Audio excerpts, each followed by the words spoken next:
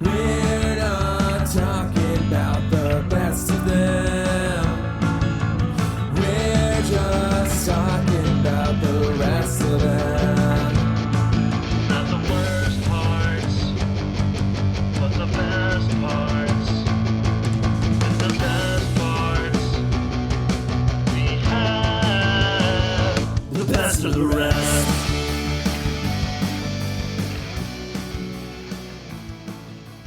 Hello and oh, the humanity. Welcome to Best of the Rest, the show where we take a second look at movies that were poorly received upon release and challenge ourselves to only talk about the things we like and what the movie does well. It's Christmas movie month, and this week we are talking the 2000 film How the Grinch Stole Christmas. My name is Chris Logan, and I am joined as always by the red-haired Who himself, Andrew Williams. You ready for this one, Andrew? I am. You and I have both spoken in the past about our immense love of the original kind of Grinch special, as everybody knows it, the original Boris Karloff Grinch. And yeah, I'd kind of forgotten how kind of big of a deal this was when it came out. So it's been a while since I've gone back to it, possibly since it came out. So was definitely interested in jumping back in and seeing what all the hype was about. Yeah, this was huge. I don't know, for some reason, something about Christmas movies. There's been a lot of like massive Christmas movies, but it always feels like they're kind of in a box, right? It's like it was a big hit for a Christmas movie, or like, yeah, of course everybody saw it. It was Christmas, but like you look at the numbers, and we'll get into the specifics of that later. But this made like a lot of money, one of the highest grossing movies of that year. Certainly a big deal, and still is. I mean, I think it's safe to say this movie is a Christmas classic. It is over 20 years old at this point, because we're all old people now. And I know there's plenty of people that are watching it every single year, right alongside other Christmas classic movies. Probably one of the more recent Christmas classics. I think maybe like Elf is the only other movie I can think of that came out after this that I would still feel comfortable saying it's a Christmas classic. Like there's plenty of Elf merch and people watch Elf every year, but yeah, a pretty recent one in that caliber, I think. I agree. I know Alamo does like Elf movie parties, and like you think of all the movies that do that. Like obviously it's Christmas Story, Christmas Vacation, the Home Alones, and those are 80s, 90s. But yeah, it's this, and yeah, Elf is probably the last one that really kind of has entered the kind of standard rotation for people as a Christmas classic. But yeah, this is definitely in that list. I can't think of. I'm sure if we missed something, our adept viewers will absolutely let us know that we did, and will graciously tell us that we have missed out on many other Christmas classics. But yeah, this is a bit of a big deal. I don't think Fred Claus really took off in a big way. I don't think that injured this. When does Love Actually come out? Is that a Christmas movie? Yes, I guess it is, right? I even like the DVD box art. I even think it's like a bow. Is that the one with Andrew Lincoln from Walking Dead? Yeah, it's the one with like everybody you've ever heard of, like Hugh Grant, Colin Firth, Emma Thompson, Liam Neeson, Keira Knightley. Like everybody's in that. I think that's 2003. I always confuse that one with the Steve Carell movie with Emma Stone and Ryan Gosling and Kevin Bacon. New Year's Eve? No. Oh my Valentine's God. Day? No. No, there's the formula of Love Actually got turned into like a formula there for a while where you kind of are you thinking of Crazy Stupid Love? Crazy Stupid Love is what I'm thinking. Yeah, that's a very different movie. Very, very different movie. No, but genuinely, Love Actually kicked off this string of kind of imitations where people would like get like a giant ensemble cast and set it at a holiday and then do all these kind of disparate stories that like relatively intertwined with each other, and Love Actually is kind of the first one that really does that. But okay. So Love Actually is 2003, but I'd say it's probably also like, I know Alamo, I think, does Love Actually parties. I know it comes back to theaters at Christmas. So we got a few here in the early 2000s, but Grinch, what I was going to say though, is Grinch is the first live action Dr. Seuss film. And to date, one of only two. So in that regard alone, this movie is a rather big deal. Dr. Seuss himself notably resisted live action versions of his work. Obviously, he wrote most of the animated versions that came out during his lifetime, including the very strange The Grinch is the Cat in the Hat, which I might talk a little bit more about later. But he kind of resisted that. And so after he passes in the 90s, his widow kind of suddenly was open to the idea. And so she took a few pitches. And like I said, to date, this is only one of two, the other being Cat in the Hat with Mike Myers. But yeah, so in that regard, I mean, the first ever live action Dr. Seuss movie, that is a pretty big deal. So, man, there's a chance that this podcast is going to go 2 for 2 on live action Dr. Seuss movies. Because I certainly think the Cat in the Hat qualifies for our premise. Something. We'll see if we get around. It qualifies for something. But you know what else is a good Christmas movie? One I like, The Family Stone. Have you seen that one? I think so. Hold Luke on. Wilson, the lady from Sex and the City, whose name I can't remember. Sarah Jessica Parker. Diane Keaton. It's a good one. I don't know if I've watched that one. Oh, it's got Coach in it? Craig T. Nelson? Heck yeah. That's it. I'm in. It's got Craig T. Nelson. Okay, I would recommend that. Add it to your list. But let's talk about the movie. Let's get back to the point. Let's jump into it. Let's set the stage a little bit with this film. How the Grinch Stole Christmas, released November 17th in the year 2000. Made on a budget of $123 million. Pretty high budget for a Christmas film, but they definitely get their money back at the box office. It brings in $345 million. Critically, not very well received.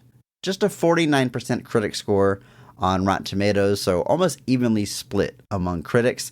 And to be honest, audience score not much higher, just 56%. Now, obviously, the movie made money, it was a success in that way, and there's probably, I bet we have some listeners that are maybe wondering why we chose to cover this movie. Why does it qualify for our podcast? Because this movie has its defenders, and they love it, and they might not be aware that there's kind of a backlash, maybe isn't the right term, but this movie certainly, I don't know, it didn't hit for everybody. It has its detractors. It has people that it didn't work for. And as you can see by these numbers we're throwing out there, not exactly a vocal minority. No, and I think that's interesting to think about because first off, it is worth noting that the 345 million worldwide puts this supposedly, at the time, it was the second highest grossing holiday film of all time, behind only the original Home Alone. And then, ironically, what surpasses it is the 2018 animated Grinch, which I didn't realize was that big of a deal, honestly. I had really no thought idea. that movie just came and went. I don't know anybody talking about that movie, but wow, it made some money. It made some money. But it was the sixth highest grossing film of 2000. It was definitely a huge financial success, made tons of money, but I want to say that I saw this in theaters. I remember seeing it in theaters. And I feel like I saw it with my mom. And my whole family, I think, went and saw this. And I think it was my mom who actually didn't really care for it. I think she was one of those people that was just like, I don't really like what they're doing here. And so, but I that's, like you said, not an uncommon mindset, apparently. Just that idea that, because, we'll talk about it more later, but The Grinch is a 20, 30-page book. To turn that into an hour-and-a-half movie, you gotta add some stuff. And I guess that stuff didn't hit for everybody. Like I said, we'll talk more about that later. But yeah, it kind of can't be ignored that the reception for this is definitely, you could say, mixed, split. But I think that's a good way to put it. It just didn't quite land for everybody. Andrew, I've got to make a correction here before we release this episode and people make the correction for me. You just mentioned Home Alone was the highest grossing Christmas film.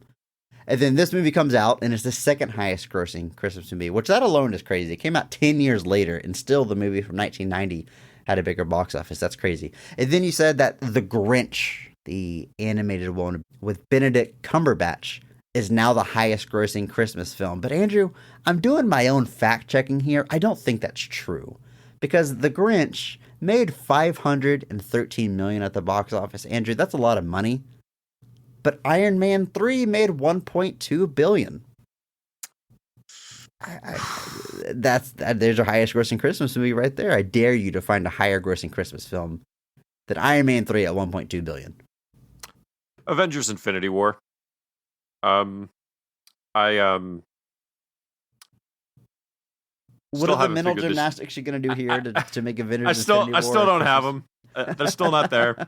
They're not. They're gone. I do want to say it's a little funny to me though that animated Grinch is co-directed by Scott Mosier, who I don't know if people know who Scott Mosier is, but he is the longtime producer and executive producer and co-editor and second unit director for almost every single Kevin Smith movie through 2008. He splits off after that and does animated films. He was a producer and a writer on that screenplay or that animated movie Freebirds. Don't know if you saw it, where a bunch of turkeys totally forgot that existed, but I do remember go back in now. time to stop turkey from being eaten at the first Thanksgiving. And then ultimately is a director, a co-director on The Grinch when it comes out. So his first directorial effort grossed more than probably most of Kevin Smith's films combined. That's got to sting. But I can't argue with you on Iron Man 3, man. That's in my family's rotation. It's in my rotation. I can't. I'm not going to fight you on it. Let's go through the creative team behind this movie. It is written by Jeffrey Price and Peter Seaman. As a writing duo, they have some pretty high-profile credits to their name. Who Framed Roger Rabbit definitely jumps out to me, a bona fide classic. They also wrote Wild Wild West, another movie that may have an upcoming episode, and Shrek the Third. All the Shreks kind of run together for me. I think I saw that one though, but that is their most recent credit. The men are in their 70s now, probably semi-retired, but also have done a lot of production work beyond just their screenwriting. But again, their filmography a bit limited, but pretty high profile and high grossing movies. Yeah, you got to think that Who Framed Roger Rabbit's got to be a big part of the allure here to get them on board. But yeah, like you said, kind of limited, but oddly enough, with Wild Wild West and The Grinch back to back, nominated for the Golden Raspberry for Worst Screenplay 2 years in a row, winning it for Wild Wild West. Wow. But yeah, a fairly limited filmography. A couple episodes of Tales from the Crypt. Creators of the series Johnny Bago with Robert Zemeckis. Who could forget? Who could forget that classic television show? Interestingly, I was just reading about this. These guys aren't credited on the final script, but apparently Alec Berg, David Mandel, and Jeff Schaefer all had uncredited, like they all did an uncredited rewrite of the script, which is interesting because those three men are the credited screenwriters of the Cat in the Hat film that comes out a few years after this. So there was some weird, interesting, I guess, attempt at synergy there. Alec Berg, David Mandel, and Jeff Schaefer are all notably writers on Seinfeld, and then would go on to do a variety of other things. Jeff Schaefer, ironically, is credited for introducing the idea of the Festivus poll for anybody who partakes. That is apparently his other contribution to the world of the Christmas season. But just thought it was interesting that those three guys apparently all had some kind of a pass on this screenplay before ultimately, like I said, writing the Cat in the Hat screenplay. But yeah, ultimately just the two credited on the final film. But we all know how these things go. There's who knows how many people write any given movie. It could be dozens. But yeah, what a journey. The movie is directed by Ron Howard, a man that needs no introduction. He's been in Hollywood like since he was born, I think, quite literally. Famous Hollywood family of filmmakers and TV stars. He has credits in front of the camera, behind the camera. I mean, a bona fide filmmaker. Basically anything there is to do when it comes to making a film, he has that credit. Most notably as a director, no doubt. decades of work. I didn't know this till I was researching this movie, but his first film is called Grand Theft Auto. How fun is that? But It's pretty fun. Way before the video game. But I am surprised there's not a movie adaptation of that franchise yet. For me though, I'm looking at his career. I feel like 90s is really like his, I don't want to say peak and make it sound like he's on his way out or anything, but definitely his heyday and the movies that I am most associate with him. Movies like Backdraft, Apollo 13, even Ed TV. Then shortly into the 2000s, maybe his most critically praised work and award-nominated work with A Beautiful Mind, but still turning out movies to this day. Hey, Andrew, he directed all 3 movies in the Robert Langdon film series. Everyone remembers that franchise, right? That cinematic universe. Yeah, sure. It's the Da Vinci Code movies. They made Da Vinci 3 of Code. those. I forget that all the time. There's 3 of those. I forget. I don't know if I've ever actually seen the third one. And actually, now there's I think a TV show that is like a prequel / reboot / whatever. Who knows with these sorts of things. But no, quite a deep career. I mean, like I said, you look back at the stuff that he's done. I mean, even like his first movie is 77, and then he does Night Shift, which I think is a tremendously funny movie starring Michael Keaton and Henry Winkler. Obviously, Splash, the Tom Hanks classic. I don't know why I struggled to find the word classic. But then even Willow, which is something of a cult classic these days. It's got its own like Disney Plus sequel. Yeah, there's a new series. Like yeah, that. sequel. Warwick Davis is back for it, and I think Val Kilmer's got some part in it too. But then, like you said, then he kind of enters into the 90s and hits that run of Backdraft, Apollo 13, Ed TV, and Beautiful Mind right after that. Literally, Beautiful Mind the year after The Grinch. That's a heck of a transition there. But and like you said, he's still out there. He's doing, just had a movie come out this year called 13 Lives, which was based off the Tham Luang cave rescue. So that was another kind of, fictional take on a real life event, another kind of Apollo 13 adjacent situation. But yeah, he's still out there doing his thing. And like you said, he's Hollywood royalty. His first credited film role is when he's 5 years old. I mean, that guy's been in the industry forever. He gets cast on the Andy Griffith Show. And it's actually interesting because I do think Ron Howard generationally is seen differently. Like, different generations have a different association with Ron Howard, because the Andy Griffith Show was a huge deal when it was on, and it was only on for, it was on for 7 or 8 years. But he's Opie on the Andy Griffith Show. So I think for kids in the 60s, even adults in the 60s that watched it because of Andy Griffith, they know Ron Howard as Opie Taylor.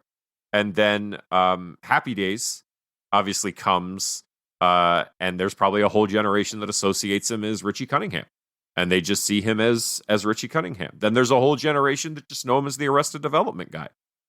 He's just the narrator of Arrested Development. And then obviously more recently, you just kind of start, you just become known as a director, but it really is kind of insane. You think it's longevity, but like you said, the man's only 68. But then you realize that he's just been in the film industry his entire life. 68, maybe not young, but certainly not as old as you might think. But yeah, he's Ron Howard.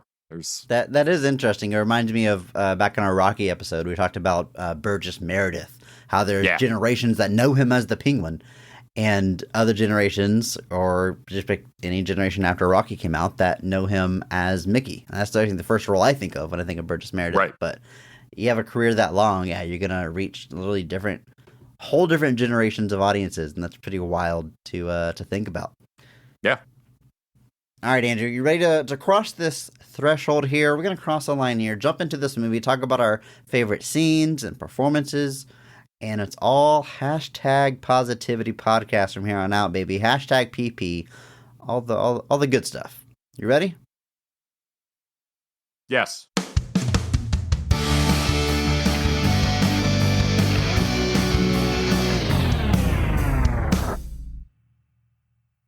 All of the Who's down in Whoville love Christmas a lot, but the Grinch, who lives just north of Whoville, did not. But when young and curious Cindy Lou Who begins questioning why the Grinch is never invited to Christmas celebrations, she learns that the Grinch was humiliated by the Who's as a child and begins to suspect that the Grinch may not be so bad after all. After convincing the Grinch to come to the town celebrations, he is once again mocked by the Who's, leading the Grinch to hatch his master plan of revenge. On Christmas Eve, the Grinch steals all of the Christmas decorations and presents from the Who's of Whoville, hoping to stop Christmas from happening at all. But when the Who's begin celebrating anyway, the Grinch learns that there is more to the holiday than he suspected, and races to make things right in Whoville. Andrew, it's a classic tale, with some extra stuff thrown in, right? The bones are there that we know, but as you mentioned earlier, they get that runtime up, make it a feature-length movie, and they add some flashbacks and young Grinch stuff and different characterizations and really whole new characters. Because the book has like 2.5 characters. It's got Grinch and Max, and technically Cindy Lou Who has like one little part. So they have some expanding to do. They did. They added a lot of characters. I'm curious now. I actually think I might have to seek out the 2018 one because I assume it's also has to add material. And so I'm curious what material they chose to go with on that one instead. But like you said, we got to expand the story here. We got to add some things. Like you said, there's lots of characters here that you could guess are implied in the original story. Like if Cindy Lou Who exists, it implies she has parents. It's, you know... I don't know whose work, man. I guess that's true. We have no idea. Yeah, this is a lot of characters here. Some fun. Like I said, I do like some of the plot lines we get here. Some of them are fun, kind of harmless. And definitely some more interesting ones. But like you said, it's hashtag PP from here on out. But yeah, definitely a lot going on in the expanded version of this story. Well, we're going to jump into it, all of those scenes in this expanded version of the classic tale. But first, we're going to talk about the performances of the film, starting with the high point in best performance, best casting of the movie. Every episode, we recognize one person who goes above and beyond the call of duty, that they actually elevate the quality of the entire film with their performance. And we recognize that person by giving them the Mark Strong Award. So, Andrew, go ahead and kick us off here. Who? Get it in there? Who? Who is getting a Mark Strong Award for How the Grinch Stole Christmas? I don't think there's any question. Like for me, it's a pretty straightforward. It's Jim Carrey as the Grinch. There's no question. I agree. He's. I made the joke to you before we started recording. I really hope the insurance paid for the broken back he got carrying this whole movie. He, and I don't mean that backhandedly. I just mean that he's really doing a lot of heavy lifting here. I mean, it's the Grinch. It's his movie. He's got to make that character shine. He's got to make it his own in a lot of ways. That original kind of drawn / animated style is iconic. I mean, your house is covered in it. That original Grinch art is just classic. And so to kind of have to inherit that character and make it your own while still making it identifiable as what it is not an easy task. But Jim Carrey is up to that task. And he's going hard. The physical comedy, the stuff he's doing kind of when he's by himself, the interactions he has with the Who's, it's all he's going deep with it. Apparently a litany of people were considered for the role, but Jim Carrey ultimately gets the pick. Jack Nicholson, just I can't imagine Jack Nicholson's Grinch. It just seems 2000, so strange. especially. Yeah, No, that's like as good as it gets. Jack Nicholson as the Grinch, and like that's just such a strange vision in my that head. Voice alone, it's gonna slip into like a horror film during some scenes. Like The Shining. This is just The Shining 2 starring the Grinch. Like that's all it is. It truly, honestly, is just insane to think that some of these guys, The Shining 2, Dr. Seuss, Sluice. Dr. Seuss, Because the sequel to The Shining is called Doctor Sleep. There's a joke in this. Those are all the pieces. You can put together a joke. There's yeah, something folks, let us know what that joke is. Let us know. Come back to us. But yeah, I think there's no question for me that he's the MVP. He is elevating this movie. I genuinely, honestly, he's one of the things that works best in this movie. And if you remove him from the equation, it's like you said. I think the movie genuinely has a fear of falling off the rails without him in the central role, especially with the performance that he's giving in this story. I think he's very well built, especially for the version of the Grinch they're choosing to present. So for me, it's not even a question. There's a couple of other performances I do like, and we'll talk about those in a bit. But Jim Carrey as the Grinch has got to be it's the cream of the crop, baby. Yeah, obviously, I'm agreeing with you 100%. I'm sure most people are going to be agreeing with that pick because it's really undeniable. I mean, the movie's built around him. He gets the most screen time and most focus. Yeah, but he does a lot with it. He makes the most out of it, and he's just supremely entertaining. Now, full disclosure, I love Jim Carrey, especially during this time period. I mean, I grew up in the 90s. It's all about Jim Carrey, but like his insane year of 1994 with Ace Ventura and Dumb and Dumber and The Mask. I mean, I was eating that up, and I stuck with him. Cable Guy, kind of a flop. I love that movie. Maybe hot take, but I think it's Ben Stiller's best directorial effort. Don't at me. But The Majestic, Andrew. I was watching The Majestic, Truman Show. I mean, the man was unstoppable. You're gonna come on to this show and tell me that Cable Guy is Ben Stiller's best directorial effort when I know I've talked to you about Secret Life of Walter Mitty before. The disrespect in my own home, folks. Can you believe it? Actually, I didn't realize he directed that. I thought he just started it. He also directs that movie? No, he directs that. Okay. Well, you can have that pick, and I got my pick, Andrew. No. I'm actually kind of surprised. That's not how this works. Love The Secret Life of Walter Mitty, but I know you also love Tropic Thunder. You put Secret Life above that, though? Oh, absolutely. What? If only for the personal attachment I have with the story of Walter Mitty. That I think that elevates it. It makes it more personally meaningful, even if Tropic Thunder is still pretty dang funny, folks. Andrew, you mentioned it, but I don't know if I've ever talked about it on the show, but you mentioned there's Grinch all over my house. The entire interior of my house during Christmas time is all Grinch themed, down to my tree. It curves at the top. I have a Who themed Christmas tree. I mean, I love not just do that the original. Yourself. You buy that? How do you? What's the deal with that?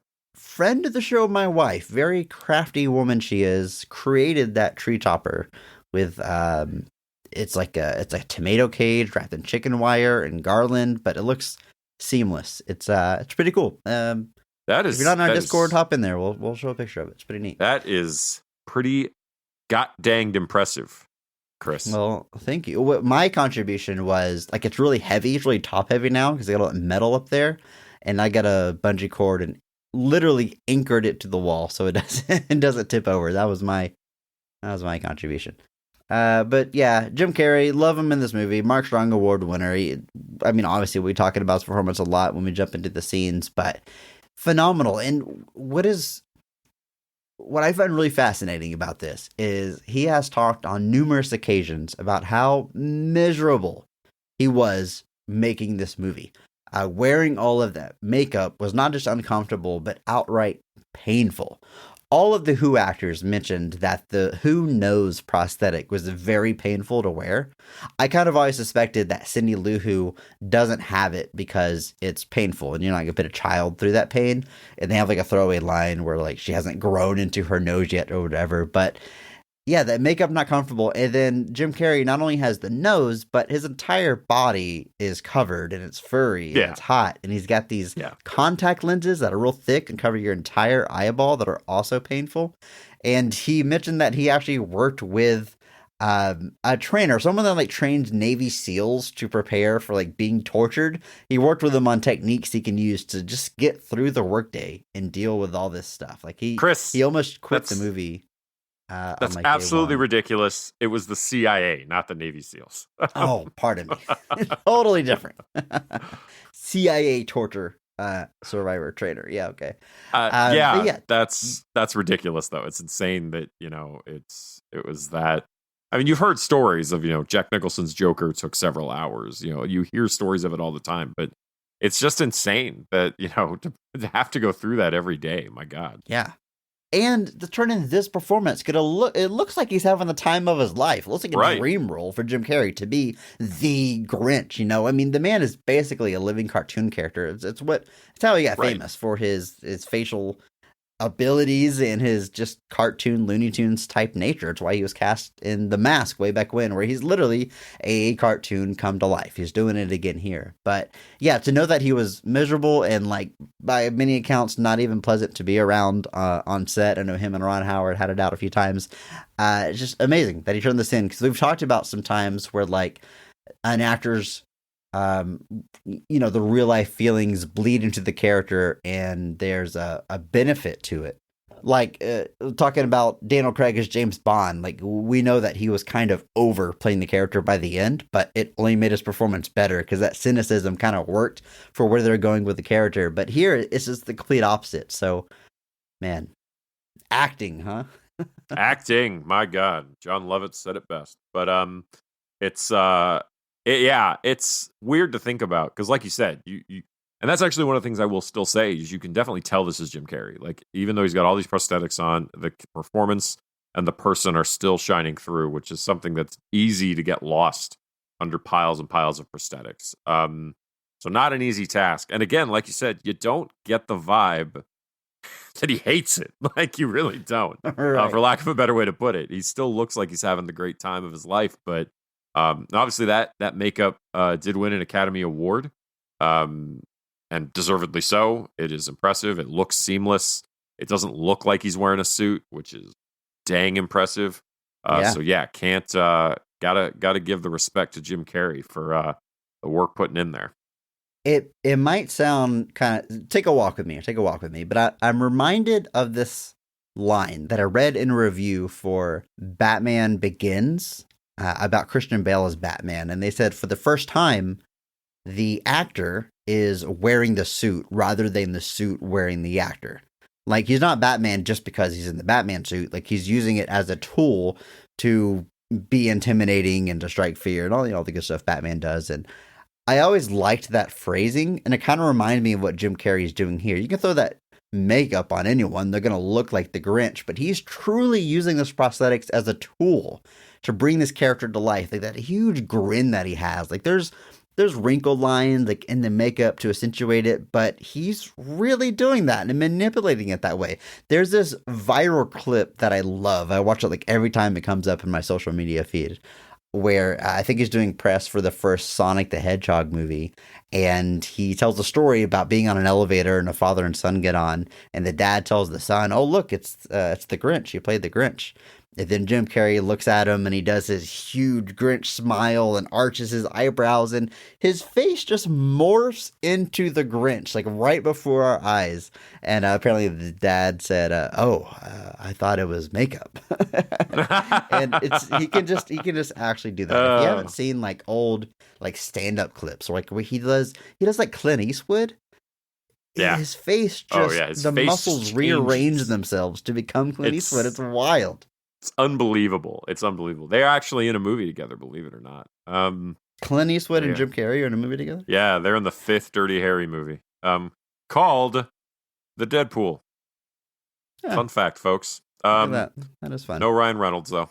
But I do want to give a shout out to Josh Ryan Evans, who plays the 8-year-old Grinch.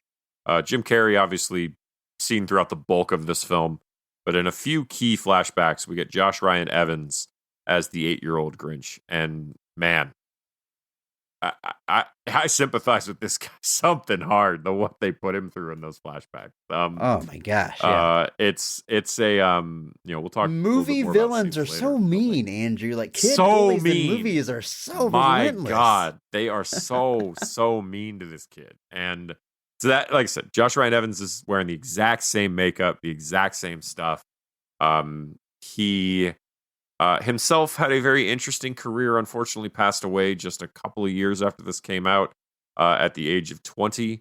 R.I.P. He did have achondroplasia, which is a form of dwarfism. So even though he was 17, when this was shot. He still had the appearance and the voice of a child.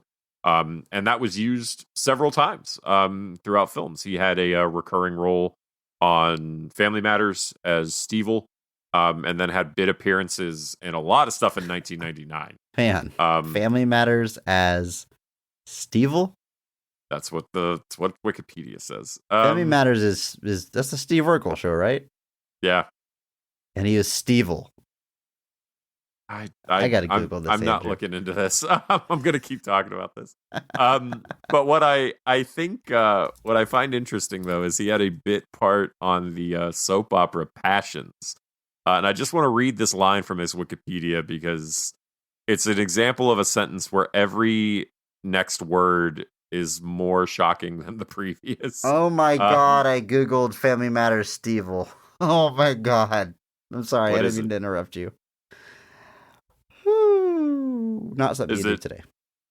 Okay. I mean, all right. Look, to be fair, it's not. I shouldn't Google it yourself. It's a Steve Urkel ventriloquist dummy. Okay, so it's not. Oh goodness. He's not just like. Goodness.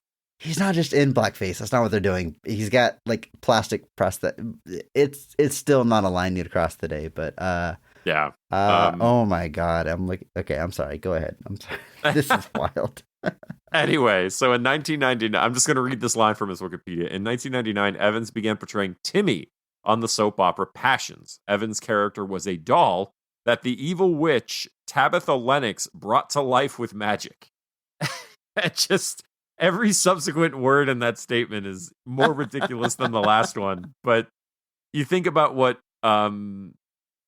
soap operas are, there's so many weird things on them. And I guess this wasn't really out of character for it to go to those strange places. But to Josh's credit, he was nominated for a Daytime Emmy Award, and he won 2 Soap Opera Digest Awards, which dude, soap operas I'm sure are very wild. prestigious.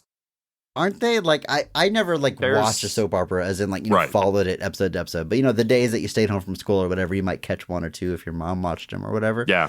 But they go some, like, you're talking about like witchcraft and bringing a doll to life, and then there's some that have like vampires and stuff, and it's like comic book stories. It's like sometimes like 60, 70 Are we all stories. sleeping? Are we sleeping on soap operas, folks? Are soap operas awesome? Do I need to be watching these? It just feels like it just feels so strange to like think about. Like, I mean, you hear all the jokes, like, you know, the kind of drawn out, you know, who murdered who, and like evil twins and unknown relatives and secret family members and things. Like, you hear about all of that, but yeah, then you find out that like, oh, this soap opera is just about a family of werewolves. Got it. Cool. Awesome. Nailed it. Andrew, anyway, can we talk about Stevel some more? No, I really don't want to. I just sent you a link, a YouTube link that you should watch. It's called, for anybody that wants to watch along, Family Matters, Stevel and Carlsbad Dancing. You get to see Stevel dance. Stevel spelled Steevil, like evil Steve, Stevel. Andrew, watch this. I want to hear your live reaction. Andrew is grimacing, everyone. He is speechless and grimacing. Watch it for yourself. It's boy, what a time capsule that is. Let's move on through the cast here. I guess enough Stevel for now. Chris, it's not over. We have now Taylor... Carlsbad is dancing. Oh God, folks. TV is wild, yo. Cocaine's a hell of a drug. Let's move through this cast. Andrew. Move on. Let's move on. Taylor Momsen is in this movie. She plays Cindy Lou Who. I really like that they expanded this character. I mean, obviously, I mentioned earlier, it's like one of the few named characters in the books. I thought it was pretty smart to turn her into a full-fledged character. Really like her performance here. She's a cute little kid. Like I mentioned, she doesn't have the Who nose, but she does have the ears. And I like her curious nature, kind of almost Nancy Drew in the way she investigates and does her research on the Grinch and interviews people about growing up with him in town and what it was like in school and everything. And I thought that was a pretty cool angle that they took with it. And I love this, Andrew. I was researching this movie and I read that she is the lead singer of a rock band called The Pretty Reckless. And you know what? While I was finishing up my notes and stuff, I put them on. I was listening to some tunes. It's good stuff, man. I dig it. So very, very talented woman she is. I'll have to check that out. I'm always on the prowl for new music. But yeah, I do like this performance a lot. I love the visual of her like investigating the Grinch and like walking down the street with this giant reel-to-reel tape recorder that she's recording everyone's Grinch stories with. Just because apparently we have those in Whoville. But yeah, so she's kind of she's the one that kind of questions the kind of deep consumerism that kind of takes hold on Whoville around Christmas. So she kind of wants people to kind of think of what Christmas really is, but she gets very curious about the Grinch and what his deal is and why he left town or what the deal is, and investigates it. Like you said, a little bit of Nancy Drew coming through there, but is just trying to get to the bottom of this mystery. She's also not intimidated by the Grinch, which is, the Grinch is like Voldemort in this town. Like, you say his name and everyone's like, but she's just kind of like, what's the big deal? And puts in a great performance. And he tries to like freak her out, and she just kind of like laughs in his face, like you're silly. Just none of it works. It just doesn't faze her, which is just it's a fun little dichotomy to create there. The kind of the Grinch thinking he's this deep, serious, scary monster, and her just kind of being like, okay. But I do like this performance a lot. This is another one of my favorites in the movie. Probably the one who comes closest to taking a Mark Strong past Jim Carrey, just because it's a very great performance, especially for someone who was 7 years old, 6-7 years old when this movie was being shot. We've talked in the past about child actors and how it really can be hit or miss with what kind of performance you're getting. But I think she's putting in the work here, and it's pretty great. And that hairstyle, right? She's got like this hair that goes like straight up in a cone through most of the movie. Yeah. Massively influential. Growing up, I mean, I was obviously still in school when this came out, and every like crazy hair day from the time this movie came out on, moms were learning how to like put soda bottles in their daughter's hair, injecting the hair on it and make those cones. So it really revolutionized crazy hair day at schools all over the world. So gotta give her some credit for that. First one to that I know of anyway to rock that hairstyle. And it, like you said, hugely influential. Can't be overstated, really.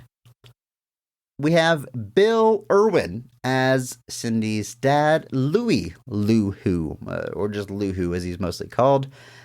I love this casting, and I love seeing this actor because I know him as Mr. Noodle. Anybody who watches Sesame Street, as I do, really a lot in the past 2 years, knows Mr. Noodle, who appears in the Elmo's World segments. He's like a silent clown mime that, if you've seen it, you know. And don't confuse Mr. Noodle with the other character called Mr. Noodle, or the character of Mr. Noodle's brother, Mr. Noodle, or Mr. Noodle's other brother, Mr. Noodle, or, of course, their sister, Miss Noodle.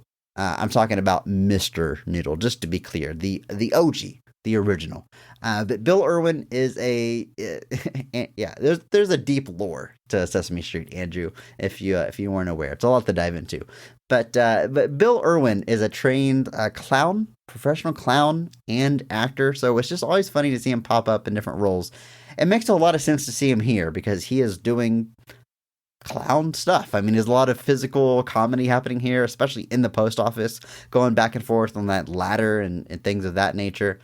And it's funny when he pops up because, like I said, I associate him mostly with Sesame Street, and I know him from here. But like, he was in a recent episode of Law and Order SVU, the most serious and best Law and Order. But you know, it's a very dramatic show. And Captain Benson is dealing with PTSD, and she goes to see a psychiatrist, and it's Bill Irwin being totally serious in this totally serious situation, but it's Mr. Noodle, it's Lou doing it, and it's just pretty funny.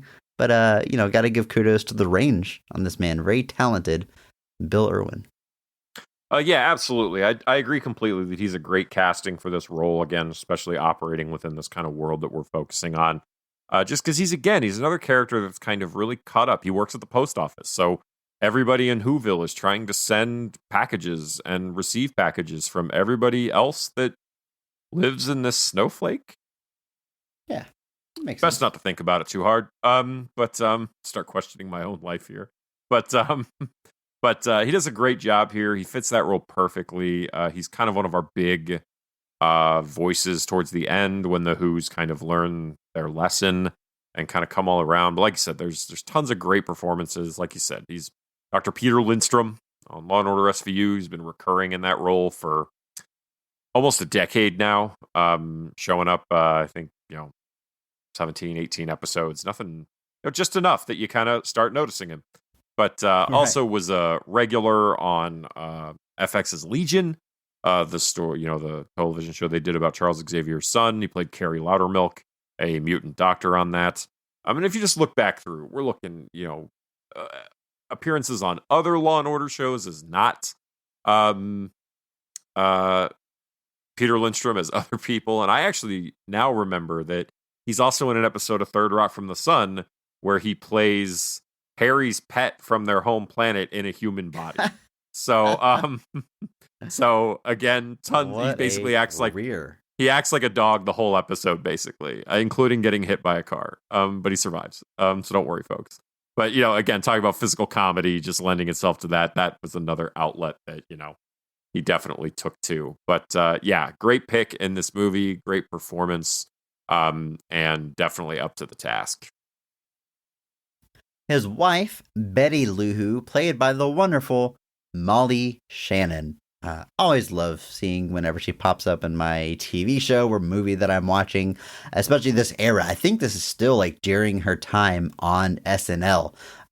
She also appears in the greatest comedy of all time, Wet Hot American Summer. I think the same year. I think that was also 2000.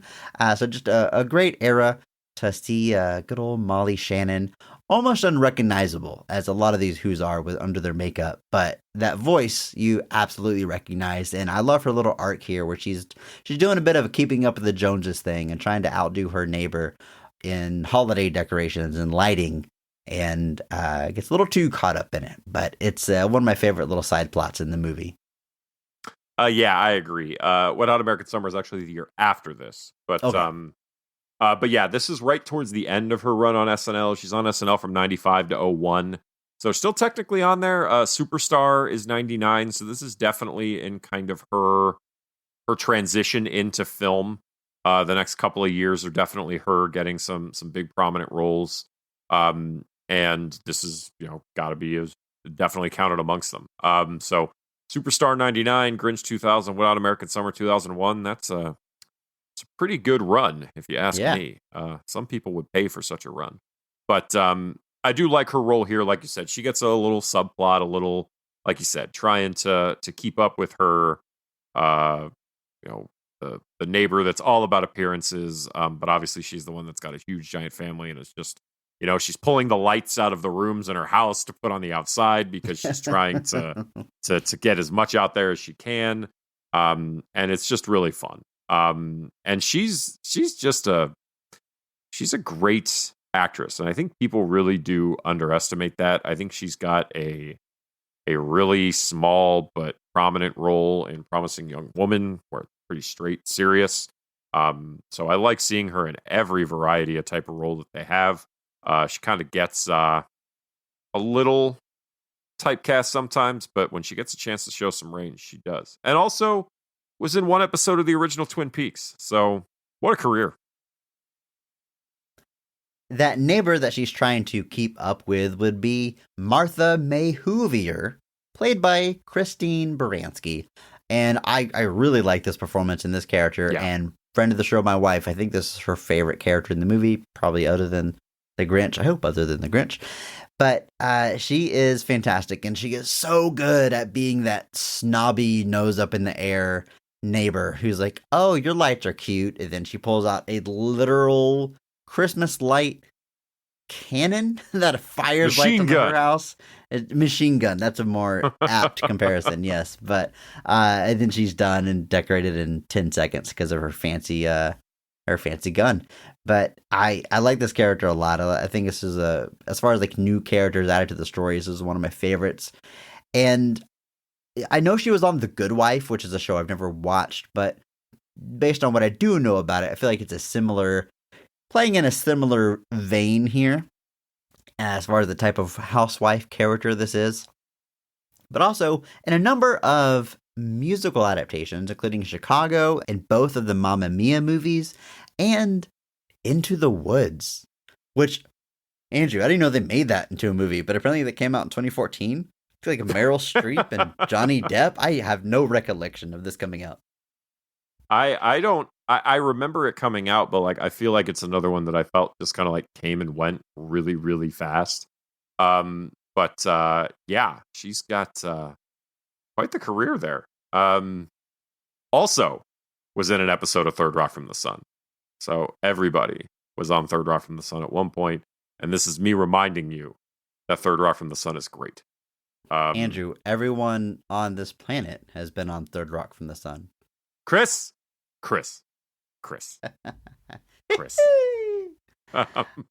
I do really like her performance here. I actually really do like that scene where she's got the lights machine gun, because you can clearly tell that they just shot it and are running it backwards. Yes, but just 100%. the fact that She's it's just pulling so it off the house, yeah. But the fact that it's so that it's done that way is just, again, that's just, these days it would probably be CGI. Like the idea of practicality may not even occur to some of these to modern productions. But I also wouldn't really say that her role on The Good Wife is playing in the same wheelhouse as this. If you ever do watch, like I said, I haven't watched that show. I just kind of assumed. She's a lawyer on The Good Wife, so is she the titular good wife? No.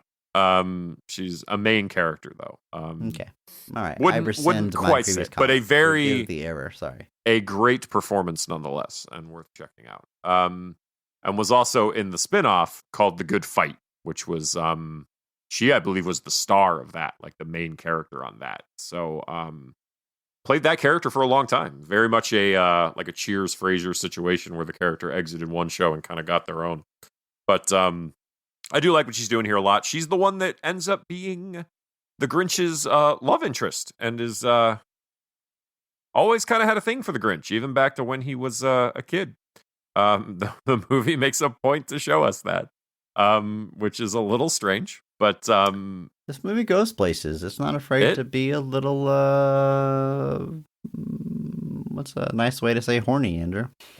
There is no, it's just the way it is. More than once watching this movie, I was just like, this movie is weirdly horny, like just so strange. But I love the scene where she's sitting with Cindy and she says something like, she's just like, oh no, I wasn't attracted to the Grinch. Of course not. Why would I be attracted to the Grinch? And Cindy's like, I didn't ask you. Like she's like just like revealed it herself. Like she had to cut it off. Andrew, I think that's like all of our key players, our key who's, if you will. But there's a couple shout outs we have to give. First of all, the wonderful, the great Anthony Hopkins is our narrator. For the most part, reading lines straight out of the original book. They do give him a few lines that are extra and added in to fit this new story they're telling, but the classic narrator role, a classic in a lot of movies and Christmas movies specifically, and you could do a lot worse than Anthony Hopkins bringing his what does he bring to this role, Andrew? Gravitas. That's right. That voice, that iconic voice, so well. And Andrew, I gotta point something out here. So this movie comes out in the year 2000. We mentioned already it's the 6th highest grossing movie released that year. Do you know what the highest grossing movie is of the year 2000? Quick hint, we did an episode on it. So that would be Mission Impossible 2. Mission Impossible 2. Highest grossing movie of the year at $546 million, which it's crazy that that's enough for number one. We'll come back around to that. But the highest grossing movie of the year also has Anthony Hopkins.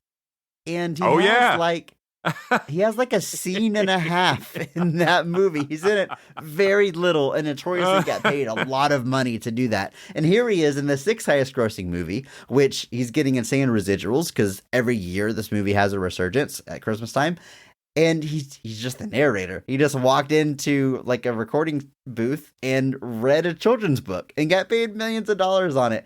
Andrew, the work to payment ratio, he's got to be at the top of the list for the year 2000. Absolutely. Just insane amount of money for very little work. He's not having to climb any rock faces. He's not having to fight people in an arena. He's no makeup. No makeup, no anything. That is ridiculous to think about. But but yeah, good for him. I actually am curious, like, I wonder if you could construct the whole book by Anthony Hopkins from the lines he reads. There's got to be like a YouTube cut of that, right? That'd be pretty cool, like a little book on tape of Anthony Hopkins reading it. I'd certainly listen to it. It'd be the greatest 6 minutes of my life. But if that, honestly, yeah, it's a fun, like you said, you're adding a little bit of weight to the narrator role here, getting Odin himself to deliver the booming narration. And if you're gonna find somebody that has to fill Boris Karloff's shoes, do a lot worse than Anthony Hopkins. The other shout out I want to give here is also I would say voice role, but not really. It's Frank Welker, who provides the quote unquote voice, the sounds of Max the dog, because of course he does. Frank Welker got to be we've talked about him more than anyone else on this podcast at this point. He's definitely he's in half of the movies that we cover. This man's filmography is absolutely wild. His residuals have to be insane, but good for you, Frank Welker. It's going to be a massive hole to fill when this man eventually passes away, because I feel like, hey, we need dog sounds. They've got like Frank Welker on speed dial. It's what the man does, amongst many other things. You want to hear a fun fact? Of course, Andrew. Always. Lay it on me. This is technically Frank Welker's second appearance as Max. That is why. Did he voice Max in the original the 66 cartoon? No. He voices Max in the aforementioned special I mentioned earlier, The Grinch is the Cat in the Hat.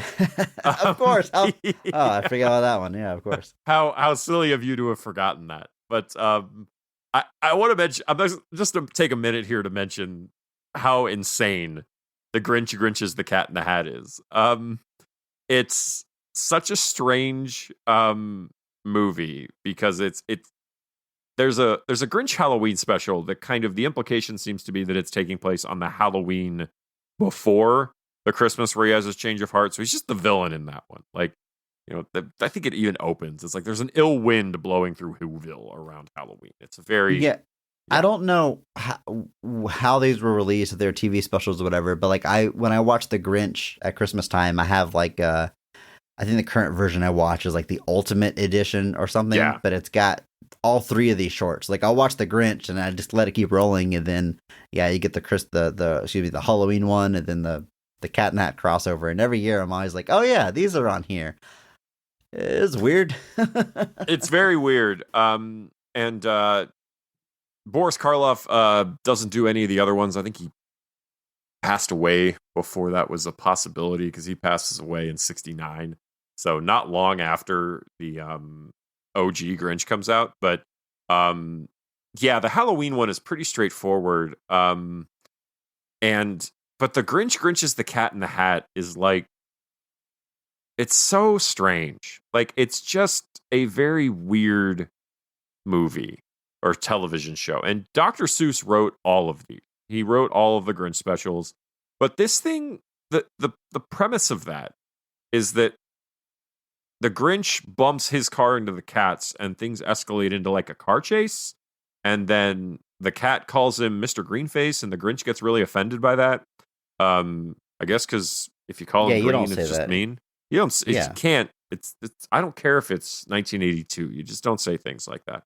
But anyway, the Grinch follows him to his house and demonstrates this device he has called the acoustical anti-audio bleeper, also referred to as a vacuum sound sweeper.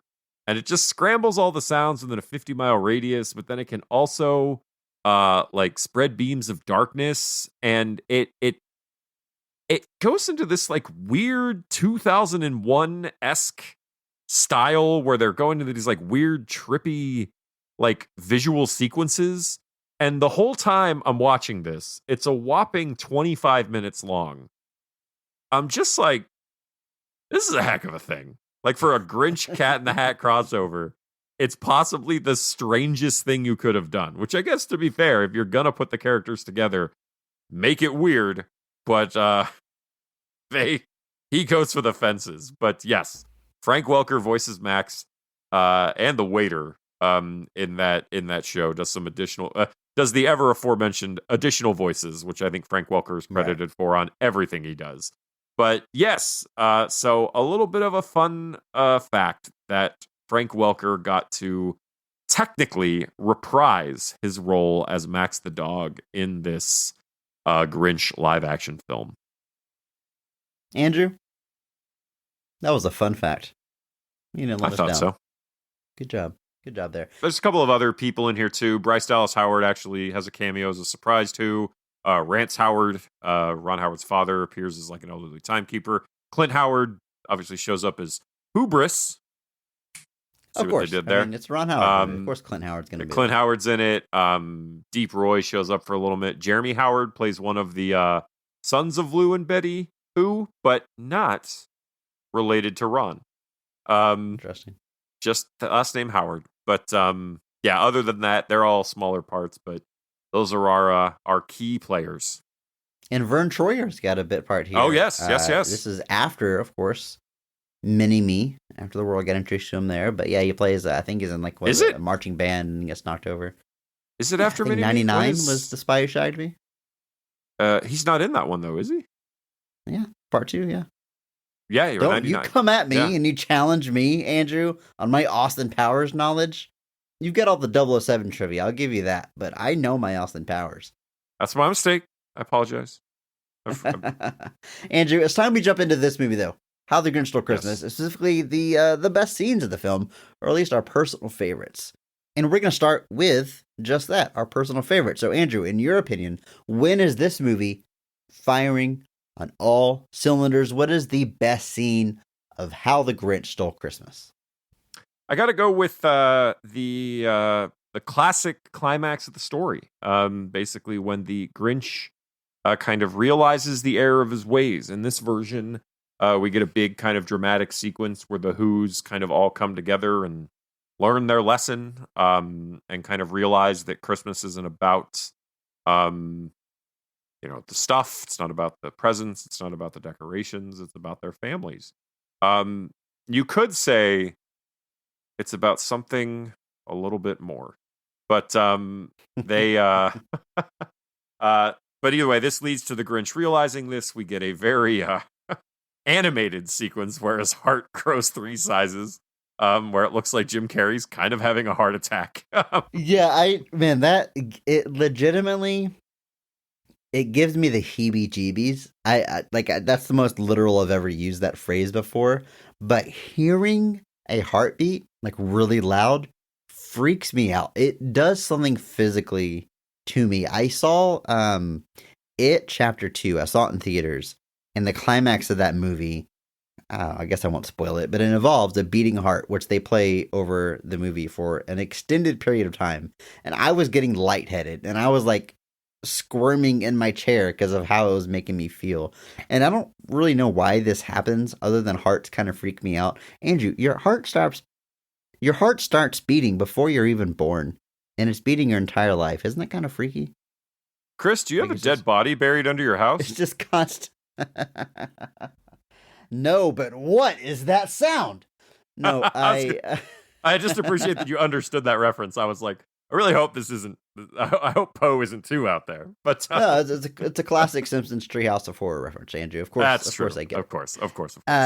No. So I listen. This is funny. I listened to a podcast called This American Life. Maybe heard of it. Honestly, the most popular podcast in the world, but or was it Levin Radio? Either way, I listened to a podcast that was about this phenomenon, and it was like this about this show. I can't even remember like this specifically what the show was, but during the presentation, they played a heartbeat, and people in the audience were fainting like every time they played the show. And then on the podcast, they play a beating heart, and like I'm driving in my car, and I'm like, I had to turn it off because it was. I don't know if I would have fainted. I don't know if I got that far, but it makes me like feel like queasy, and I don't know the science behind it, but all of that is to say, yeah, Andrew, I agree. The scene is kind of freaky, like the sound, and you see like the heart like literally beating out of his chest. Anyway, far from me. but so this leads to kind of at this point the story kind of jumps back on the rails of the book, and it's mostly pretty straightforward here on out. But we get his feat of strength where he lifts the sled above his head because it's about to fall over. In this version, Cindy Lou Who is on the sled.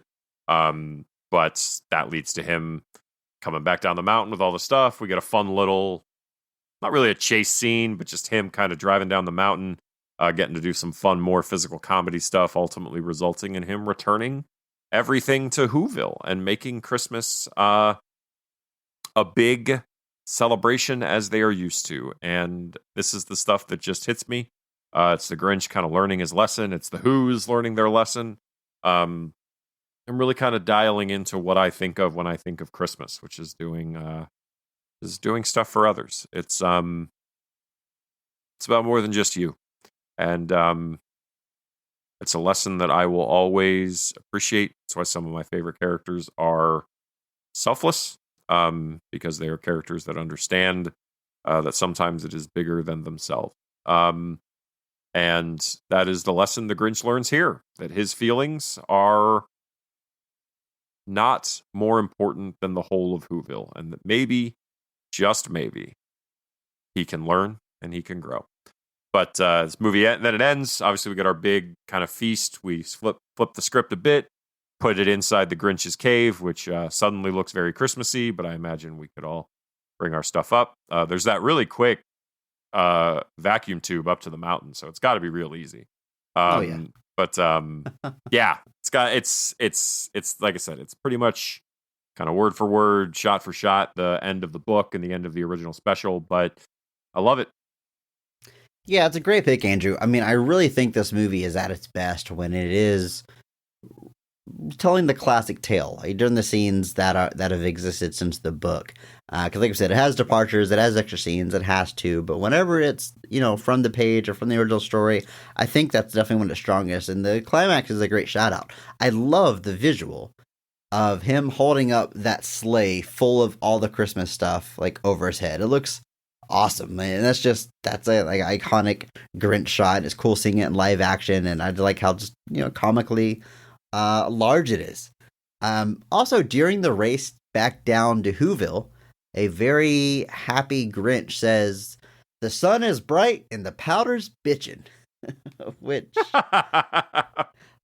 I feel like what? Sometimes it's something I would censor on this very podcast, and they say it in this like I think PG rated movie. I had to do a double take. Like, what was that? I'm sorry, Come Grinch, again. did you say it to Cindy Lou? But Excuse me. I'm glad. Baking I'm glad powder? you're feeling better, Grinch. Yeah, that it's funny, but yeah, man, great scene, great pick. It's like I said, it's one of the movie's strongest when it's doing stuff from the book. So can't argue against that one. Except I guess that's what I'm about to do, because I have a different scene picked out for my favorite scene, and contrary to what I just said, it's not really scenes that existed in the story before. I guess it's technically original stuff, but my favorite scenes of this movie are the scenes that are the Grinch alone in his cave. I am supremely entertained by Jim Carrey putting on a one-man show for all of us, the viewers.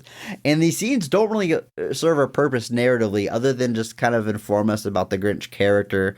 Like he eats broken glass, like a glass bottle, just chews glass for fun.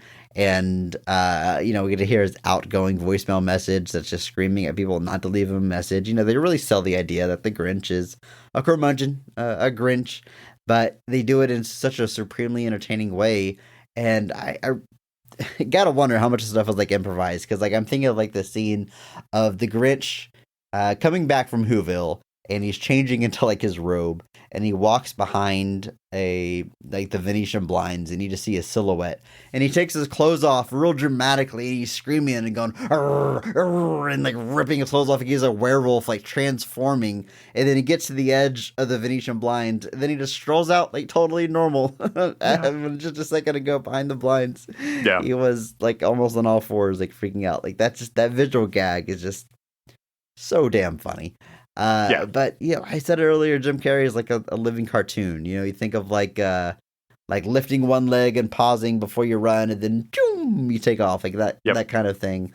He's just so good at like bringing that stuff to life. And my favorite scenes, and I'm kind of cheating because it's like multiple scenes, they're broken up a little bit, but anytime it's just him alone in the cave, it is killing me. I mean, I won't just sit here and tell you like all the visual gags. Just go watch the movie. But one more I got to shout out because I don't know. I forgot it was even in the movie. I hadn't watched this movie in a while, but it's whenever he is trying to find something to wear. And so he pulls a tablecloth off to make like a kilt. And so he goes over this little table. It's got like a bunch of pots and pans on it. And he yanks the tablecloth off like a magician, and all the pots stay there. And he walks off frame, only to walk back to the table and throw all the pots off and flip the table over and walk back off screen just for no reason. That killed me. I love that gag. I thought that was so funny. So just you want to hear a fun story I heard about that scene? Of course, Andrew. So I have no idea if this is true. I just feel like probably somewhere deep in the IMDb trivia pages, but the story I heard was that it was supposed to just be a mess when he pulled the tablecloth off, like bring all the pots with it, just because he's wrecking stuff, he's not caring. But apparently he pulled the tablecloth off and everything stayed place and it wasn't supposed to. So he pulls it off and walks off and then comes back and shoves it all off just because it was supposed to go everywhere. So I have no idea if that's true or not. I'd like to believe that it is nuts. But if that's true, that is crazy. But the idea that he was too good at pulling the tablecloth off and then had to go mess them up by hand, it's pretty funny to think about. Well, an extra Mark Strong award to Jim Carrey if that's true, because that is an incredible, just like thinking on your feet and just being hilarious. But yeah, man, I'm so entertained by him just doing his thing. And I know I said I wasn't going to shout out any more gags, but man, the echo gag, like I've quoted this throughout my life ever since I saw this, where he is like literally arguing with his echo that comes back to him. And then he tries to trick it by saying, "I'm an idiot." And then it comes back as, "You're an idiot."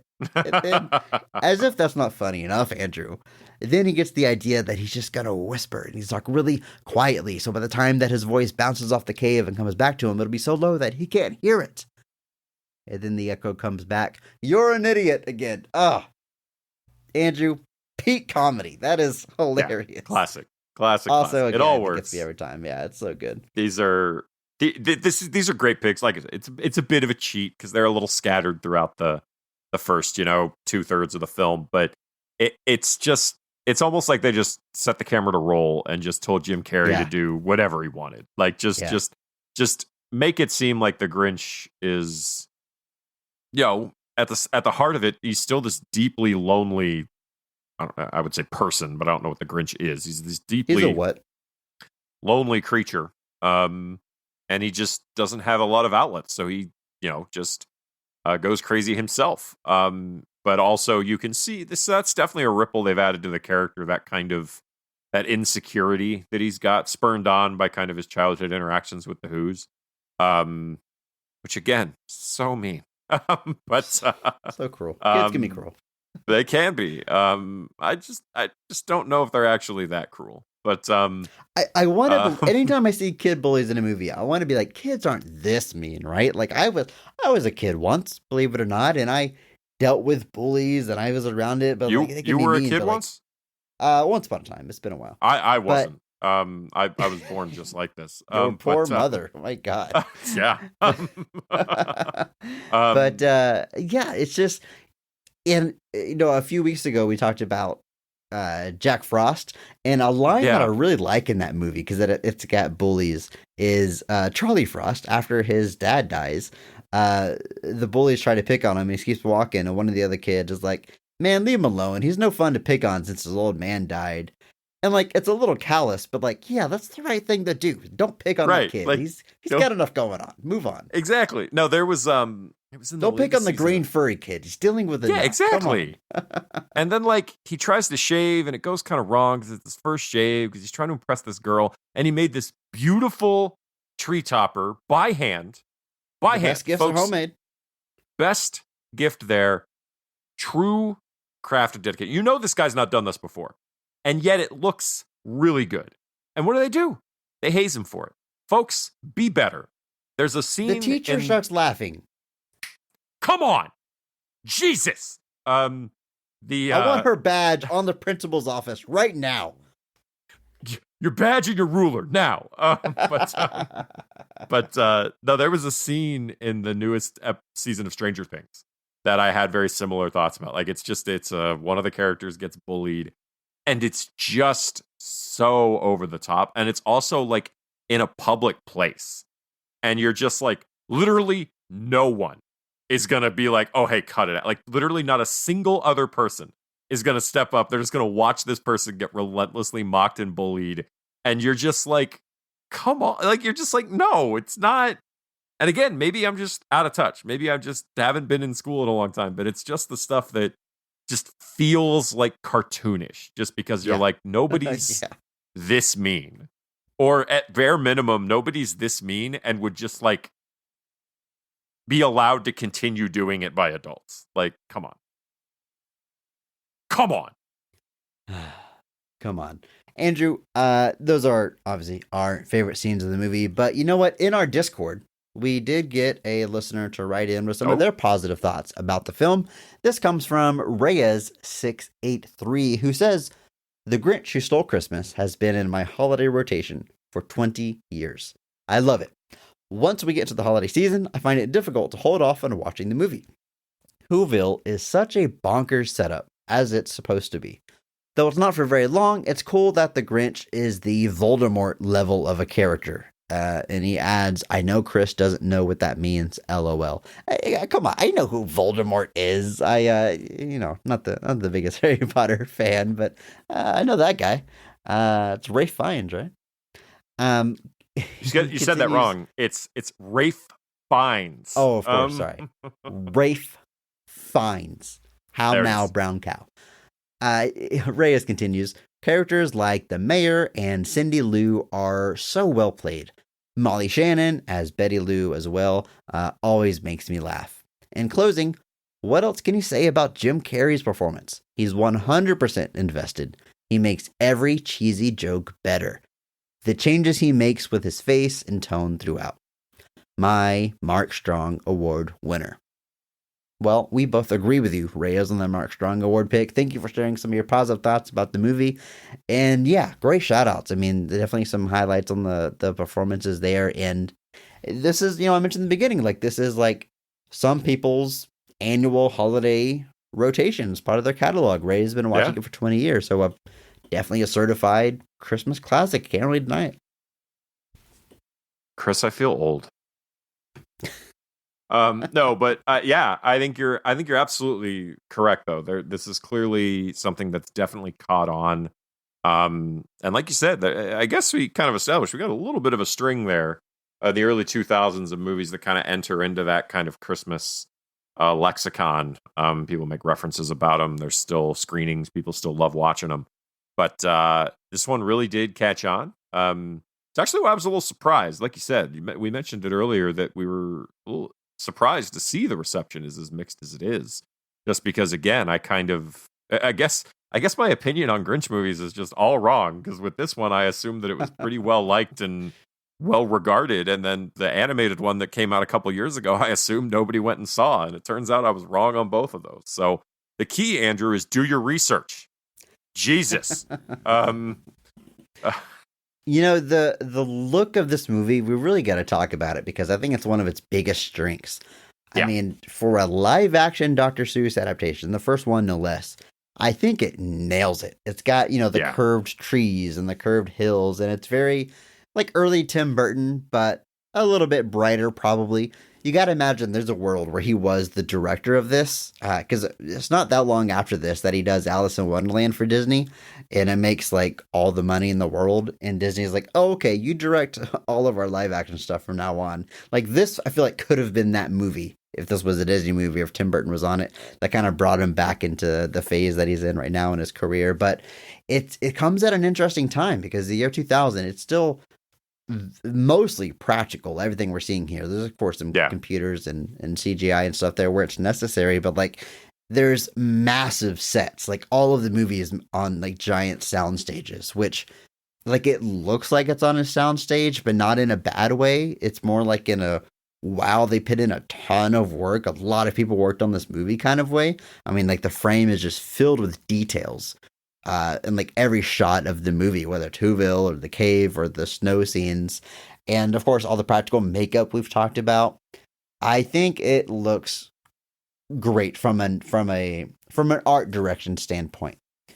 And it's shot on film, which of course you wouldn't see. So really, just if this movie came out just a few years later, the entire like production and how it's made and this look would be totally different. And if it came out in like 2005, it probably wouldn't have aged as well. There was kind of a rough period there where things were like maybe jumping into CG a little bit too early, or early days of digital film that haven't aged so well. So it comes out like I think the perfect time to kind of enter that classic Christmas movie category. I agree. And like just to, again, I think I shouted this out earlier. This movie does get nominated for 3 Academy Awards: art direction, costume design, and makeup, which I think are all tremendously well earned. I agree with everything you're saying. The Grinch makeup in particular by Rick Baker and Gail Rowell Ryan is fantastic. Rita Ryak gets nominated for best costume design, and Michael Coren Blith and Meredith Boswell get the best art direction nomination there. Did not win. I don't know what won over them though. That's actually a really good question. But we'll see if they got robbed or not. But the look of this is fantastic. It's like you said, it's just so close to being something entirely different, and that's such a weird thing to think about. So best costume design in 2000 went to Gladiator, and best production went to Crouching Tiger, Hidden Dragon. So I guess stacked I can't year for the categories. Yeah, that's pretty tough competition, but it does get that best makeup Academy Award, which again I do think is tremendously well earned.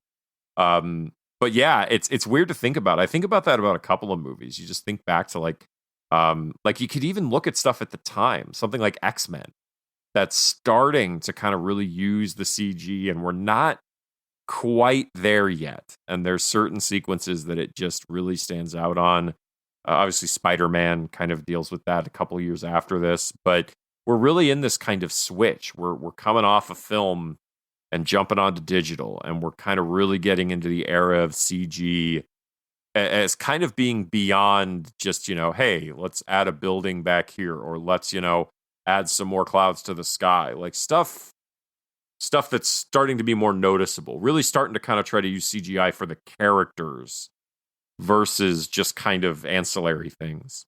And so this movie is kind of a weird time capsule in that way, of the way it's all sets, it's all on studio lots, which again is just a rare thing these days. Almost everything is shot on some kind of location. The movies shot at studios feel like they are, less and less. So, but yeah, definitely a fantastic looking production. Like you said, the shots are just packed with details.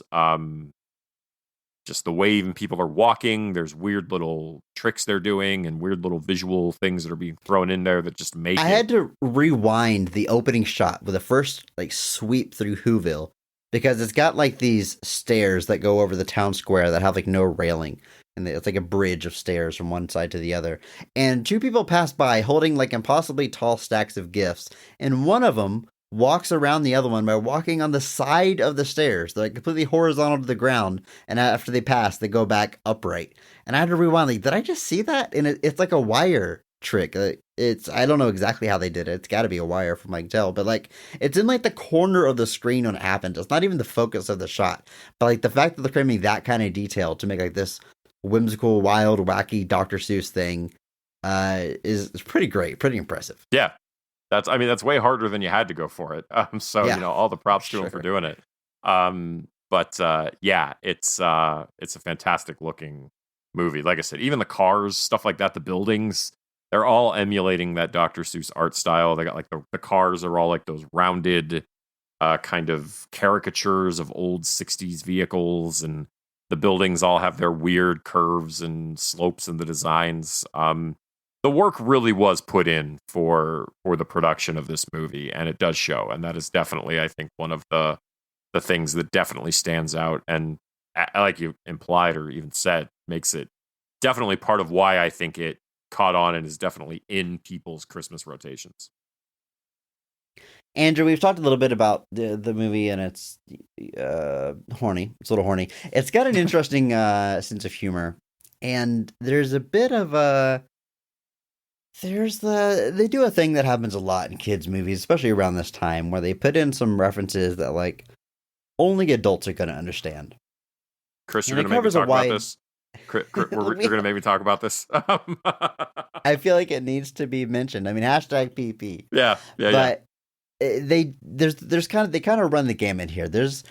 I've got 3 references that the movie makes that are for adults that I'm gonna they go from a range of totally harmless to wow, that's in this movie. First one I want to point out is whenever the Grinch is coaching Max on how to be a reindeer, he puts on a very distinct ball cap and begins giving him direction. And it is, from what I understand and from what the actors have said, he is kind of ribbing Ron Howard. And it might even come out of them like bumping heads, and he kind of did this like to let off some steam. And he's just really over-analyzing Max's performance as a reindeer and being a movie director. Whether it's specifically Ron Howard or generic movie director or even Steven Spielberg, that kind of reminds me of. Kids probably don't get that. Like, little kids probably don't. They just think he's being silly to the dog. They don't get it's about a specific person or director or style or whatever. And you know what? Fun. That's fun, right? No issues. No issues there, right? Yeah, it's fine. It's that one is one of what I consider like the more subtle / harmless of the references, because like a kid may not get it, but they're gonna sort of understand what's happening. But like Pinky and the Brain once did a gag where Brain did a takeoff of the infamous Orson Welles Frozen Peas commercial. For those of you who don't know, audio exists out there on YouTube if you search for it. But Orson Welles got hired to read a copy for a Frozen Peas ad, and basically spent the whole reading talking about how terrible the commercial was. Like, he would read a line and be like, "This is bad, you know that, right? Like, what does this mean? Like, what does this mean?" Like, it was like the O'Reilly meltdown before that was a thing. Like, because he's just like ripping this dude's script apart, like line by line. But there was a Pinky and the Brain that just did a quick little like 2-minute joke version of that. It's the same type of feel where like a kid's not going to understand this reference, but it's not hurting anything at the same time. Yeah. I mean, the Animaniacs were full of that. Like, the Godfeathers, the pigeons that were mob bosses. I had no idea that was the Godfather, but it was still entertaining as a kid. It's actually, Chris, it's the Good Feathers and it's Goodfellas. Oh. Look, I still don't know the reference. Pigeons, mobsters. You get the idea. I remember like 2 movie critics giving a movie 2 toes up instead of 2 thumbs up. It was, dude, the Good Feathers was great. It was so good. I guess I need to rewatch it. You got the whole name wrong. Yeah. I'm a little confused, but I got the spirit. All right, so moving on through our spectrum of jokes they put in here. They explain that new Who's arrive by parasol. They float down to the doorstep, much like the old stork myth, legend, whatever you want to call it. That's actually where I came from too. You know, I said I fully wasn't formed a kid. as you are now, right? I just landed with an umbrella on the doorstep, and you know, I got Like handled a social security card and was ready to go. So there's a joke though where you see a baby arrive on a doorstep, and the dad opens it up and he says, "Hey, honey, our baby's here." And he looks at the baby and says, "He looks just like your boss." Oh man. The implication, no. is there, even though they've explicitly given us an origin for babies that doesn't involve sex. But adults are going to get that joke. Kids aren't even going to think twice about it, right? So now we're getting kind of the more of the territory where it's like, okay, if a kid did understand this, maybe it's not age appropriate. But Andrew, let's go full tilt here. Let's just talk about the joke in this movie. Baby Grinch arrives, which, by the way, Baby Grinch, very cute. Animatronic, yes. I think, but yes. Cute. Baby Grinch is cute. And he doesn't make it to the doorstep. He gets stuck in a tree, and he watches the adults through a window having a holiday get together. They're drinking and dancing. There's loud music. They're just having a good time. How could this possibly take a turn? How could it go wrong? There's no way. It's just an unfortunate scene where the kid is outside and they don't realize it because they're having such a great, fun Christmas party. But Chris, I'm guessing that's not what happened. Well, just through the window, Andrew, there is a fishbowl. And as the Who's pass by, they're dropping their key into the fishbowl because this is a key party. These Who's are swingers, baby. And it is so explicit. Like, it is like right there in front of, and like this is one where like adults are gonna get it. Maybe they think it's funny. That's your sense of humor. Kids, they don't get it. But the movie focuses on these keys. Like it's like front and center. It's like, so unlike the classic Goodfeathers, where it's, even if you don't get the reference, you still get something out of it. What is a kid getting out of this, other than maybe a question that they're going to ask their parents and create a real awkward moment? This is one of those things where I just genuinely, honestly, I don't get it. Like, I understand, like, the Ron Howard joke it's definitely out there for your kid audience, but like, we're having fun, whatever. Even the boss one, like, it's still, but like, this one is just the fact that it calls it out. Like, it lingers on this fishbowl as people are dropping keys into it. Like, it's so weird. And what's so strange to me about it is that Audrey Geisel had like veto power over the script and removed some jokes. Like, apparently there were like 8 drafts of this script. Like, it was like a very like arduous writing process. But she objected to several jokes and supposedly sexual innuendos in that screenplay. One of which was like they were going to be like a stuffed trophy of the Cat in the Hat on the wall of the Grinch's lair. And she was kind of like, all right, we'll cut that. But like, one was even, I don't even want to say this out loud, but it was going to be about a group of Who's that didn't have a Christmas tree and no presents, and they were going to call them the Whosteins. And Chris, so to her credit, she cut that and was like, no, we're not doing that. Still concerning it was written in the first place. Was bad. Yikes. And so, but like the fact that she had all of this power and these jokes are still here is so strange to me. Like, you're so focused on making sure that this is like a kid's movie. The only weird innocence I could maybe think is that maybe she didn't realize what the reference was, or she didn't know what a key party was. But still, just, wow. These are #PP. These are some choices.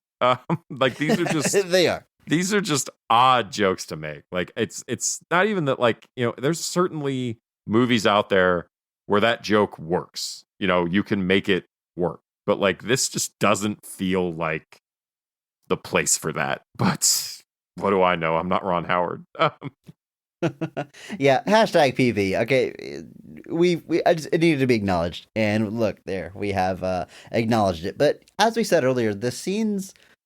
I mean, I'm gonna be honest with you guys. This isn't my favorite Christmas movie or my favorite version of the Grinch story, but that's not really a goal of our podcast to try to convince you the movie we're talking about is the greatest thing ever. Just want to highlight the positives, and I hope we've done that. In particular, the scenes that are straight from the page, straight from the original story, I think all work very well. Jim Carrey's performance, can't praise it enough, and I don't think it's hyperbolic to say this is probably the best live action Grinch we will ever get.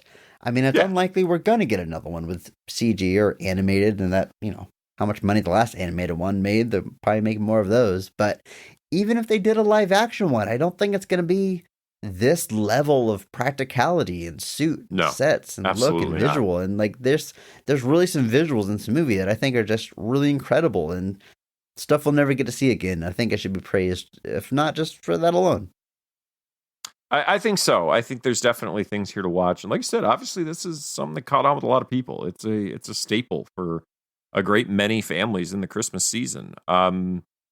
And just the energy and performance that Jim Carrey is putting in for the character, just all of that. There's definitely things here that are worth watching. Just not a close-up shot of a fishbowl with comically oversized keys in it. But the keys do be big, though. Those some thick keys. But like I said, it's definitely a snapshot. I kind of rambled about that earlier, but like just seeing kind of where this movie exists and how it could be so different even just a few years later, definitely makes it something worth revisiting. And like I said, by nature of just being one of only 2 Dr. Seuss live action films, you got to kind of see what the deal was. And I don't think it's so much this one. I think it's definitely the next one that probably more firmly closed that oddly curvy door of Dr. Seuss live action films for good. But maybe, like I said, maybe one day we'll get there and we'll talk about it. But like you said, this one was, from a financial standpoint, at bare minimum, a massive success. But yeah, I think there's definitely stuff here to check out, definitely stuff to watch and to definitely see that are worth seeing.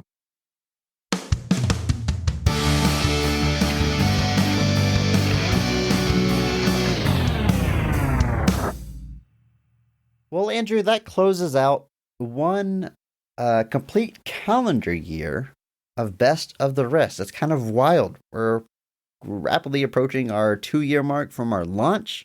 We're rapidly approaching episode 100 coming this March. Got some pretty big plans for that one. We like to celebrate every 20 episodes, but man, episode 100. I think we got some fun stuff planned for that. And it's the end of the year, end of a month. That means come January, we're going to have a brand new category for the month. All during the month of January, we are going to be talking about Jurassic Park sequels. The nature of our show, poorly received movies. Little caveat there. Yeah, well, that original Jurassic Park, by all metrics, is one of the greatest movies of all time. Not quite a contender for Best of the Rest, but sequels, they kind of range from like mixed reception to not well received to kind of well received. It's kind of all over the place. So we're going to jump into all of them. Jurassic Park 2, 3, Jurassic World 1, 2, and 3, right? 1, 2, and 3? All 5? That's 5, yeah. Yep. And man, I'm looking forward to talking about some dinos. How about you, Andrew? I love dinosaurs, man. I don't know if I've told you this before, but like dinosaurs are the coolest. Like they are awesome. And so I love going down to the Field Museum here, in Chicago, checking them out. They are some of my favorites. Museum? The Field Museum is basically the Natural Science Museum in the city of Chicago. And that's where you're going to see it's not like the dinosaurs. History of big open spaces with grass? No, unfortunately. Because, that would be a riveting time. But because we have a couple of different museums here, but this is part of the museum campus. But we have Sue, a very relatively iconic T-Rex, in that it's one of the most complete T-Rex fossils ever found. It crushed me as a child to realize that the bones I saw in museums were often constructed from multiple dinosaurs and not just one, my entire world was shattered. But Ooh, interesting. I thought you were going to say that they're mostly like molds of fossils. It's not the that didn't actual bother me fossil too you much see, right? because the fossils are sometimes preserved, and I get that because they're really dang old. So I understand that to a degree. Like Sue is no exception to that. Like the skull on Sue is a reproduction, whereas the actual skull is behind a glass box because it is increasingly fragile and it's millions, hundreds of millions of years of old age, however old it is. No, only 65. My bad. But it's much more reasonable. But and then the Field Museum has Maximo, supposedly one of the largest dinosaurs ever found, a gigantosaur. Didn't reach far for that one, did you? That doesn't sound like a real dinosaur name.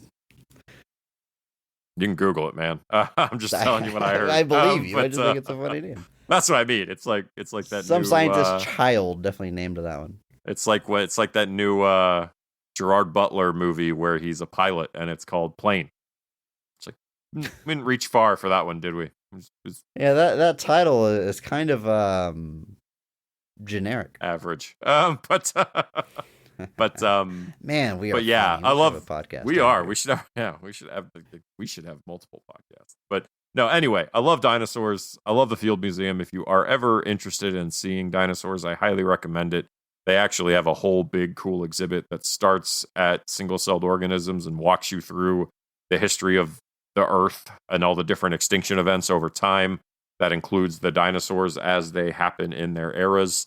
It is actually very cool and very informative. But if you ever seen any dinosaurs, Chris, you ever gone to see the bones? They've been the bones. Like I say, they've been dead a while, Andrew. Jesus Christ! As you're describing this, that's what I was thinking of because like I don't think I have. Like I've definitely never been to like a dino exhibit. Like the dino is the thing you come here to see. Maybe this is kind of probably embarrassing to admit, but like I live in Houston. I've lived here my whole life. We have tons of museums. I've been twice to the museums downtown, maybe. I don't know if it's for me, but dinosaurs sound cool. I should go see some dinosaurs, but no, I don't think I've ever seen, like in movies when they go to the museum, it's always like a big T-Rex, right?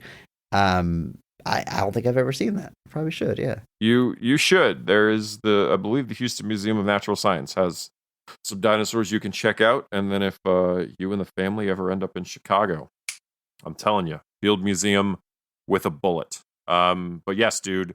In short, excited for dinosaurs after that 5-minute rant. Gonna talk some dinosaurs. Gonna talk some Jurassic Park. A lot of big things coming your way in the year 2023. A lot of surprises, more guests, merch. I don't know, maybe. If you want to be the first to find out, though, you can hop into our Discord if you aren't there already. There's a link in our show notes. I say this all the time, and I'm looking at the numbers. I'm looking at how many people are in our Discord, how many listens we get. Not everybody is in there, so what are you waiting for, right? Discord's free. I'm not charging you any money. It's just a place for communities to get together, hang out, talk about nerdy stuff. It's not just talking about this podcast all the time. We talk about all different kinds of movies or video games or whatever the heck else you're into. You can leave questions for future episodes and all that good stuff. It's a good time. It's a nice positive place here on the internet. A little oasis, if you will, from the ugliness that the internet can be at times. And I do ask, if you would be so kind, head over to the Apple Podcast. If you got an Apple account, leave a review for this podcast. A positive review, I hope, but express whatever you want to express there, and we're going to read it on a future episode. Your words coming out of my mouth. Make me say whatever you want. And Happy New Year. I guess I'll be in this here. Anything else you want to tell the people before the year is out? I just want to say thank you to all of you. Like Chris said, this is the first calendar year of Best and the Rest. It has been a heck of a journey. You say Best and the Rest? No. Did you get the name of our show wrong? No. Go to the tape. I heard Best and the Rest. The first calendar year of Best and the Rest. It's done now. It's over. You ruined it. It's finished. Folks, I had a whole speech prepared. and Chris ruined it with his possibly factual statement on my verbal slip up. We'll find out in post. But no, thank you all immensely. It has meant a lot to me personally to have this concept kind of catch on. Before you know it, hashtag PP is going to be a thing. And I'm just really glad that you're all with us on the journey. I hope you stick with us. We got some fun stuff planned. But it's been a lot. Thank you. And until next year, remember that maybe not every movie is great. But all movies have greatness. Thank you to Mark Benavides for singing our theme song. Check him out on Instagram at NotThatMarkAnthony. Thanks to Mitch for the music. You can check him out on Twitter at I'm a Biggie Boy and check our show notes for a SoundCloud link. If you enjoyed this episode, please share it with a friend. It's the only way that we grow. And follow us on social media at BOTRcast. Thank you.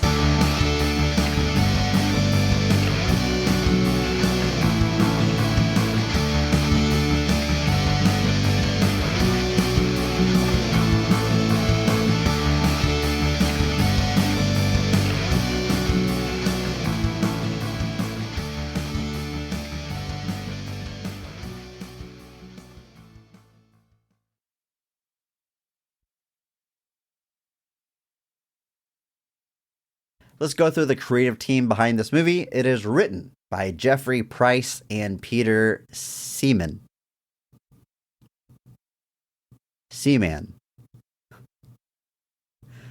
We'll see which one I put in the episode.